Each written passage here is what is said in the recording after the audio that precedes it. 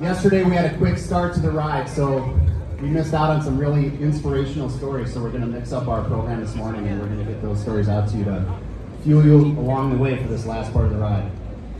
I hope you had a good night's rest and are ready to get out on the road and head to the finish line. Before you go, we're ready to share some quick stories and information that will remind you of why you ride is so important. To get us started, please welcome the LLS staff member who has been behind this ride for as long as I can remember, Jen Grankuski. Thanks, Darren, and good morning, everyone. As Darren said, your ride is important to 1.7 million people with blood cancer, but it's also extremely important to me, and not just because I work for LLS. It's because I am one of the people whose life has been saved by research and care. On April 10th of 2000, I had a nosebleed that just wouldn't stop.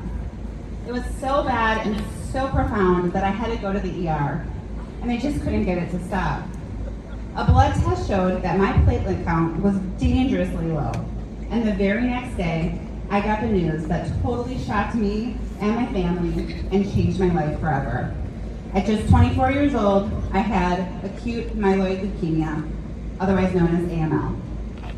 Chemo started that same afternoon, and a few days later, I had a rare 1 in a million reaction to the treatment, which caused me to have a heart attack and go into respiratory failure.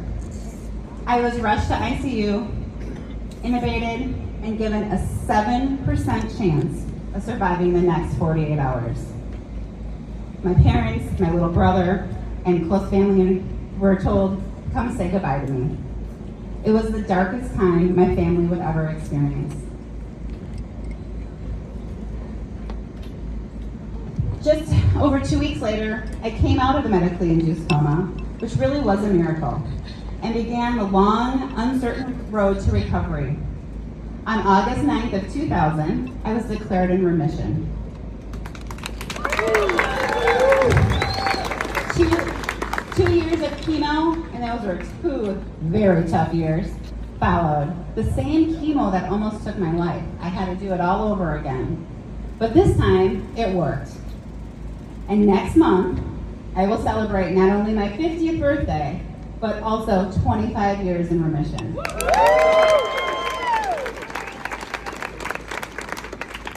I know that I'm lucky to be here, and I know that every day is a gift.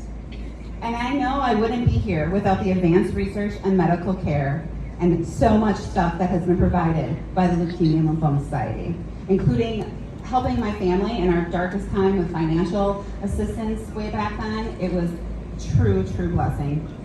And like so many other survivors who are riding along with you, yes, it was probably just a little bit of luck too. You're riding to save lives, just like mine. It has been the greatest honor of my life to be able to work on this event for so many years, 18 of them, with so many of you, and I am forever grateful for the love and support of this community. Research and care have come a long, long way since 2000, and we are honored to have a special guest riding with us this weekend who can tell us about the latest research and life-saving therapies. Please join me in giving a warm Scenic Shore welcome to LLS's Chief Medical Officer, Dr. Gwen Nichols.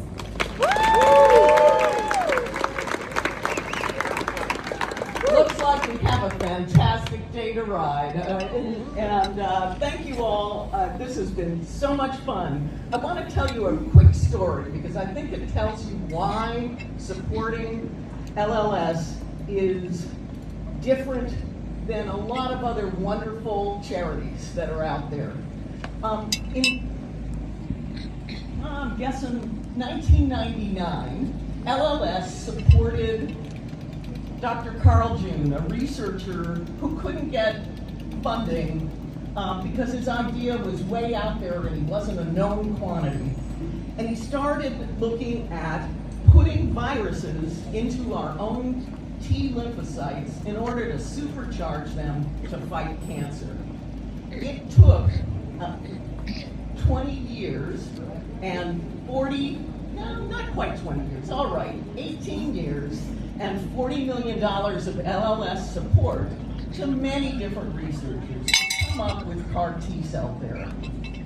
That has been game-changing for patients with myeloma, with patients with lymphoma, patients with ALL, and we're working on it for so many other diseases. But that's not the only thing that LLS did. We made sure patients could navigate to trials for CAR T, and we provided travel support for patients, and we provided information for patients and their doctors, and we provided financial support afterwards, and information for caregivers, and support groups, and advocacy in Washington to be sure it got covered. The LLS provides a 360 circle whenever we have something that's new. And I have some really exciting news to tell you, that CAR T-cell therapy is now being tested in non-malignant diseases, like rheumatoid arthritis, like lupus, and has shown some exciting activity in chronic, debilitating diseases outside of the cancer realm. You should feel incredibly good about your support, that it's taken 20 years, but it continues to help more and more and more patients beyond blood cancer. And I thank you all for writing and for supporting LLS. All right, thank you, Dr. Nichols. Okay, we're going to share a few stories here, and this is our helmet holding ceremony, so if you could take your helmets off and I'll get started. The mission of solving cancer has many moving parts all working together to move us forward, kind of like our bikes. Everything beneath us keeps us moving forward, just like LLS drives research and care. And no cycling kit is complete without a good helmet. It's always there just in case we need something strong to cushion our fall. For more than 75 years, LLS has been there for people who need protection. Protection like the ones you're holding in your hands right now to keep you safe on your journey. Our Scenic Shore community is filled with stories of that journey, and now I want to introduce you to 3 of your fellow riders and share their stories of the roads they've traveled. Tammy Swenson's 3-year-old daughter, Ada, was diagnosed with leukemia in 2022. The family turned to LLS for educational resources, financial support, and a connection to a clinical trial. Ada's brother, Oliver, was the donor for her bone marrow transplant. And for a couple of months, Ada was in remission. Tammy relishes the memory of Ada on her trike, riding everywhere, even during blood transfusions and chemotherapy treatments. Nothing stopped her, not even on her sickest days. But Ada's cancer soon returned, and although they tried every trial and treatment available, the family lost Ada 2 years ago on July 22nd, 2023. As a scientist in the drug development industry, Tammy is fully behind LLS's Dare to Dream project, and with the hope that one day no one will ever have to hear your child has cancer. And as a Scenic Shore rider, Tammy's inspiration for everything is Ada. Her tenacity and unrelenting desire to enjoy every moment will power Tammy up the toughest hills and through the longest stretches of road. To honor Ada's memory and make sure we someday stop losing our children to blood cancers, Tammy lifts her helmet high.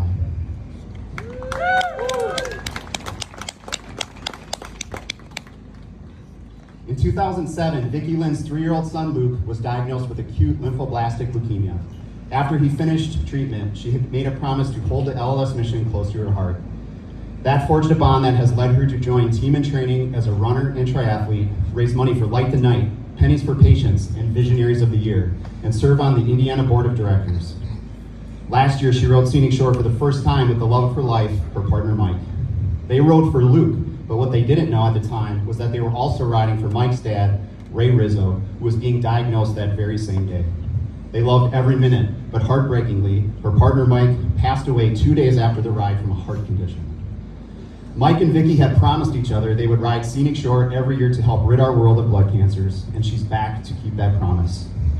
Even with heartbreak, there is hope. Vicki's extended family, Mike's dad Ray, is currently in remission.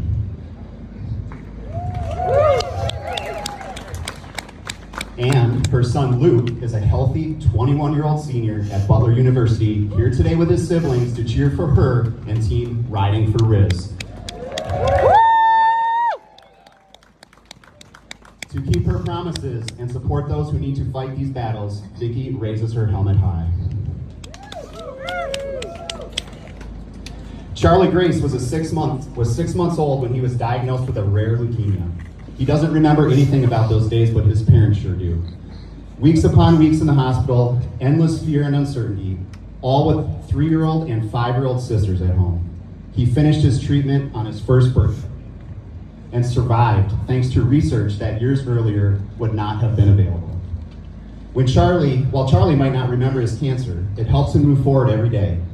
Whenever he feels down or angry, he reminds himself how blessed he is to be alive and how many kids are out there battling cancer who just wish they could go outside and play or ride their bikes.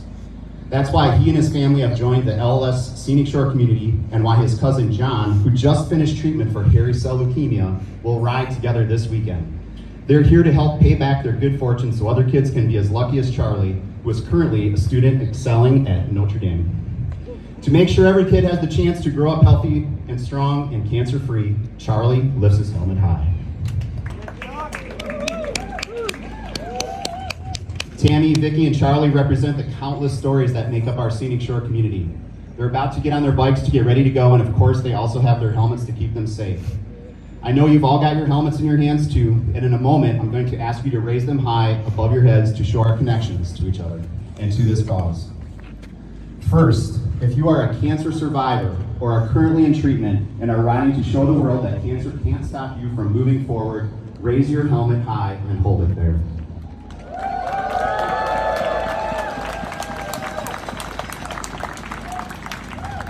If you know someone with cancer or have lost someone you love to cancer, raise your helmet and keep it up there for all to see. And if you are here today because you want to unite with LLS to get us closer to a world without cancer, raise that helmet high. Look around and see how our different connections have led us to this one place, that have motivated us to take a long bike ride to show the world that we will not stand still. This weekend, we will ride together, united as one. All right, who's ready to ride? Okay, time to put